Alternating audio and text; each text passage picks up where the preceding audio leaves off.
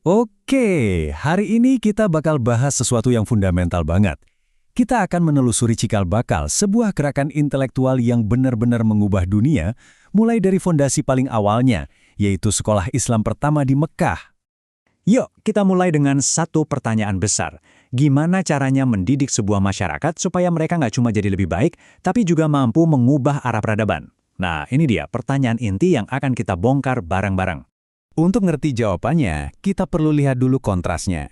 Bayangin, di satu sisi ada dunia lama di Mekah, yang isinya perpecahan dan, bisa dibilang, kegelapan. Terus di sisi lain, muncul sebuah visi baru tentang persatuan, pengetahuan, dan cahaya. Transformasi ini, ya, bukan sulap, tapi ditempa lewat pendidikan.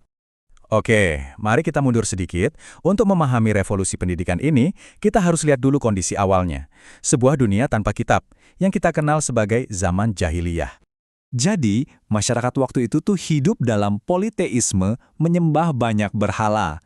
Perang antar suku itu udah kayak agenda rutin, dan yang paling penting nih, pengetahuan itu nggak ditulis. Semuanya cuma bergantung pada ingatan dan cerita dari mulut ke mulut. Coba dibayangin. Ilmu pengetahuan saat itu cakupannya terbatas banget. Fokusnya cuma di 3 kidang ini. Ilmu garis keturunan atau nasab, tafsir mimpi, dan, ya, sihir. Semuanya diwariskan secara lisan tanpa ada sekolah atau kurikulum yang jelas. Tapi kemudian, datang satu momen yang mengubah segalanya. Sebuah perintah dari langit turun, dan isinya bukan cuma untuk belajar, tapi juga untuk mengajar. Nah, lihat lini masa ini. Tahun 610 Masehi, di Gua Hira, kata pertama yang turun adalah Iqra, yang artinya bacalah. Ini sebuah perintah yang revolusioner di tengah masyarakat yang tidak terbiasa membaca. Gak lama setelah itu, turun perintah berikutnya. Bangun dan berilah peringatan. Jadi, panggilan untuk belajar langsung diikuti dengan panggilan untuk mengajar. Dengan 2 wahyu ini, Nabi Muhammad secara resmi menjadi guru pertama. Beliau dapat tugas suci untuk menerapkan sebuah prototipe pendidikan baru. Sebuah sistem yang dirancang bukan cuma buat satu suku, tapi untuk seluruh umat manusia. Jadi, di mana sih pendidikan radikal ini dimulai? Bukan di istana atau bangunan mega loh. Tapi di sebuah tempat yang tersembunyi dan sangat rahasia, Rumah Arkam. Dan ini yang luar biasa, jumlahnya cuma 1. Institusi pendidikan Islam pertama itu bukan kompleks besar, tapi satu rumah sederhana milik seorang pemuda bernama Arkam bin Abil Arkam. Dari sinilah semuanya berawal. Kenapa rumah ini yang dipilih? Wah, ini strategis banget. Lokasinya di Bukit Syafa itu agak terpencil, jadi aman dari mata-mata musuh.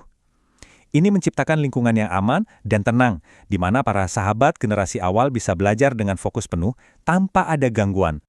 Oke, tempatnya udah. Sekarang, gimana cara ngajarnya? Ternyata metode yang dipakai itu canggih banget, menggabungkan pendekatan psikologis dan sosiologis yang sangat efektif. Metodologinya bisa kita pecah jadi 4 pilar utama. Pertama, pengajaran rahasia untuk membangun fondasi yang kokoh. Kedua, memberi contoh lewat perilaku teladan. Ketiga, pakai dialog interaktif untuk mancing pemikiran kritis. Dan keempat, pembelajarannya bertahap, sedikit demi sedikit, biar gampang diserap. Kita bahas salah satu yang paling powerful, Uswatun Hasanah. Ini adalah prinsip ngajar dengan jadi teladan. Nabi nggak cuma bilang apa yang harus dilakukan, tapi beliau menunjukkannya langsung lewat setiap tindakan beliau. Deskripsi ini, wah, merangkum semuanya. Para sahabatnya sampai bilang beliau itu seperti Al-Quran yang berjalan. Artinya, ajaran itu nggak cuma dihafal, tapi benar-benar hidup dan menyatu dalam diri sang guru. Ini membuat ilmunya jadi nyata dan gampang banget buat dicontoh. Metodenya udah, sekarang pertanyaannya. Apa yang diajarkan? Apa materinya? Nah, kurikulumnya ini dirancang khusus untuk membentuk karakter dan mengubah cara pandang dunia secara total. Tabel ini ngejelasinnya enak banget. Kurikulumnya punya 3 pilar. Pertama, tauhid atau keyakinan pada satu Tuhan yang tujuannya membebaskan pikiran. Kedua, Al-Quran sebagai teks utamanya, sebagai panduannya. Dan ketiga, akhlak atau ilmu budi pekerti yang fokusnya jelas, yaitu membentuk karakter. Jadi jelas ya, ini bukan sekedar transfer informasi. Tujuan utamanya itu sebuah pergeseran ideologis yang fundamental, mengubah total cara pandang masyarakat. Dari yang tadinya menyembah banyak Tuhan, jadi meyakini satu Tuhan yang esa. Diagram ini ngerangkum hasil akhir dari pendidikan di Mekah dengan sempurna. Fokusnya sangat jernih, pembentukan karakter yang mulia, tazkiyatun nafs atau penyucian jiwa, dan yang paling utama, perubahan ideologi yang mendasar. Dan kutipan ini, wow, ini kesimpulan yang paling pas. Pendidikan di periode Mekal itu intinya adalah sebuah proses memanusiakan manusia, mengangkat mereka dari kegelapan politeisme menuju cahaya monoteisme yang murni. Nah, ini yang akhirnya membawa kita pada sebuah refleksi. Kalau model pendidikan pertama ini tujuannya begitu jelas, yaitu membentuk cara pandang seseorang secara utuh, pertanyaannya adalah, apa ya tujuan inti dari sistem pendidikan kita zaman sekarang?